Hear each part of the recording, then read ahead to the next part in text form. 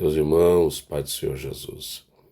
Um breve comentário, sobre Mateus capítulo 3, verso 1, mais propriamente dito, atendo-se no surgimento, no aparecimento esse, entre aspas, daquele que Jesus disse que era o maior homem nascido de mulher, a saber, João Batista. Está escrito lá em Mateus capítulo 11, versículo de número 11. Então, o maior homem do mundo, ele não foi um rei, ele não foi um sacerdote como seu pai Zacarias. O maior homem do mundo, ele foi um pregador. Ele não era um déspota desses modernos, um conquistador.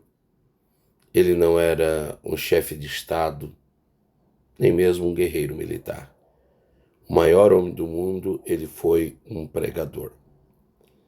Um pregador que nós poderíamos dizermos que era um pregador uníssono, né? Isto é, um pregador de uma só mensagem. O pregador que tinha na sua boca uma palavra nada palatável, a saber, a palavra arrependimento. Minha letra não é aquilo tudo, né, gente? Essa era a mensagem do maior homem do mundo. O maior homem do mundo, ele não casou. O maior homem do mundo, ele não teve filhos. Na verdade, ele não viveu em palácio e nem teve uma vida, humanamente falando, que se chamasse a atenção. Ele não foi um mestre, ele não foi um homem aclamado. Na verdade, o maior homem do mundo, ele não escreveu nenhum livro. Não foi um poeta e não escreveu um poema. Então, de onde se tem, ou de onde surge, ou como Deus o promove e o faz galgar e alcançar? Lembrando que Jesus disse que nascido de mulher. Está lá em Mateus 11:11. Nascido de mulher. Obviamente, você tem dois personagens na Bíblia que não encaixam-se aqui. A saber, Adão, ou que nós poderíamos chamar de o primeiro Adão, e o segundo Adão, a filial que conserta a matriz, a saber, o Senhor Jesus. O Senhor Jesus, ele não nasceu de um coito natural. Então, esses dois estão fora de parâmetros, de comparativos. Mas vamos lá, Mateus capítulo de número 3, Mateus capítulo de número 3 e o versículo de número 1. Hoje a gente vai tecer comentário nesse vídeo apenas sobre esse versículo. Vamos lá. Vamos mudar a corzinha dele aqui para ficar mais fácil, né? Mateus capítulo 3, verso 1. E naqueles dias apareceu João Batista. Então nós podemos e devemos fazer algumas perguntas ao texto. Vamos lá de novo. E naqueles dias apareceu quem? João Batista. Vamos mudar aqui a cor para que a gente possa melhorar a compreensão do texto. Eu vou fazer o seguinte, eu vou só botar um fundo que vai ficar melhor. E naqueles dias. Vamos botar aqui, ó. E naqueles dias. A pergunta é: que dias são estes? E naqueles dias, que dias são estes? Será que esses dias eram dias favoráveis?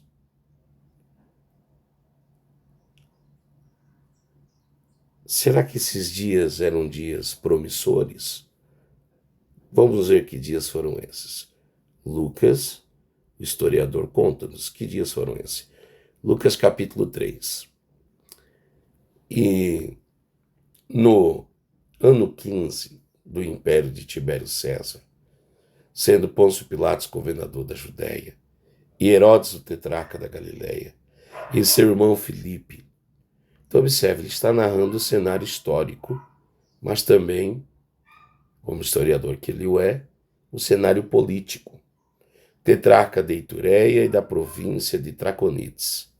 Elisânias, tetrarca de Abilene. Então, na verdade, o mundo está subdividido.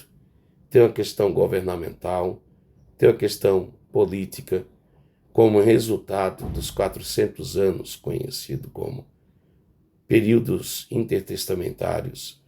Se você voltar um pouquinho na história, com a ascensão e queda de impérios, com os surgimentos de Ptolomeus, a guerra dos Macabeus, Judas Macabeus, Matias Macabeus, com a ascensão do Império Romano, com o domínio destes, tem toda uma questão histórica.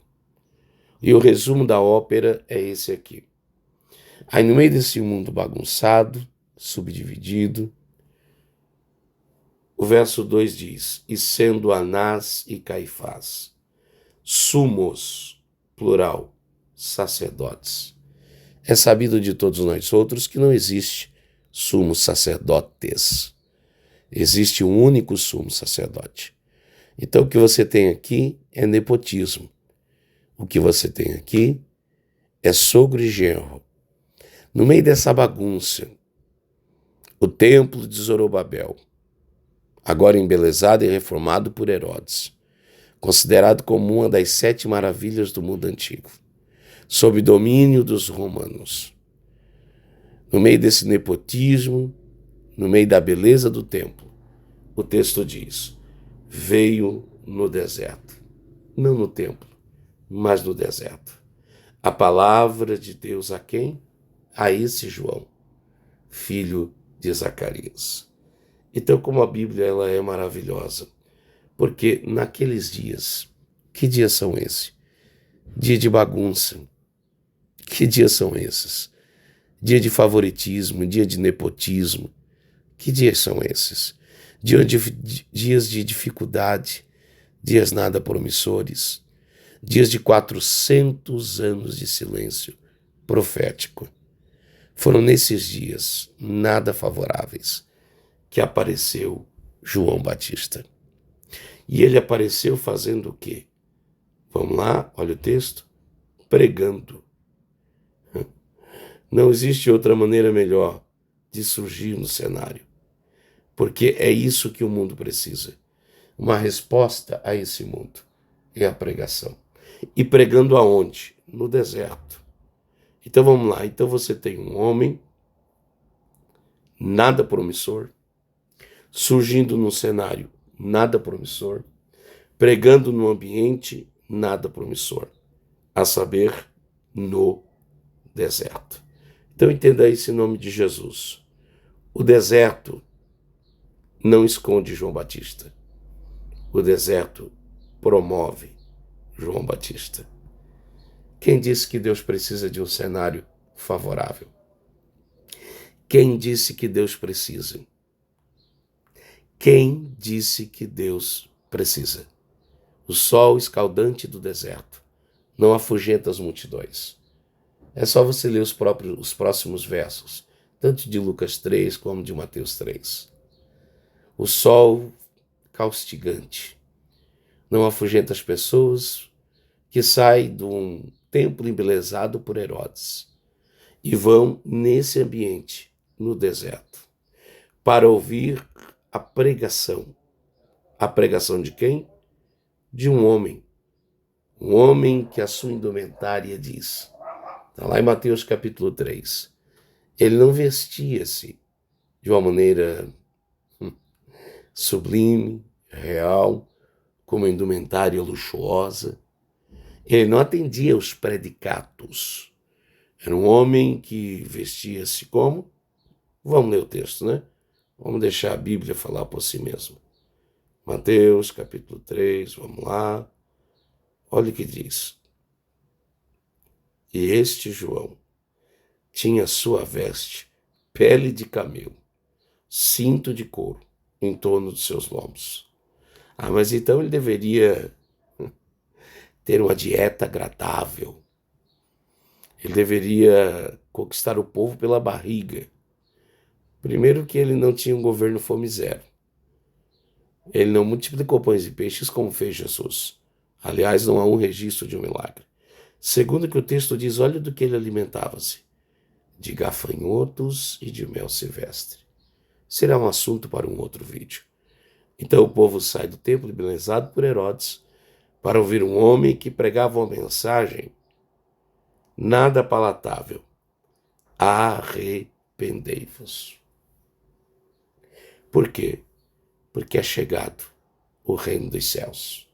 O arrependimento precede o reino dos céus. O arrependimento pavimenta o caminho para o reino dos céus. E quem é esse? Esse é aquele anunciado pelo profeta Isaías, que clama no deserto. O deserto não teve capacidade de silenciar a sua voz. E a sua mensagem não é palatável, é preparai o caminho do Senhor. Endireitai as suas veredas. Isto é, nivelai montanhas e vales, aterrai os vales, derrubai os altos montes outeiros. Nivelai-vos diante do Senhor. E mais, as pessoas iam ter com ele. E mais, e eram batizados confessando seus pecados. Apareciam os fariseus também. E olha que mensagem agradável. Raça de víboras.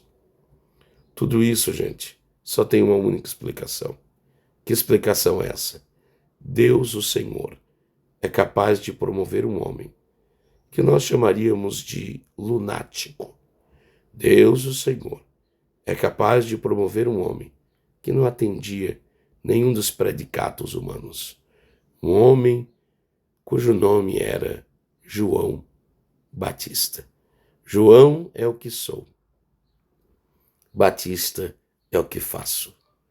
João Batista, o maior homem, nascido de mulher, segundo disse Jesus.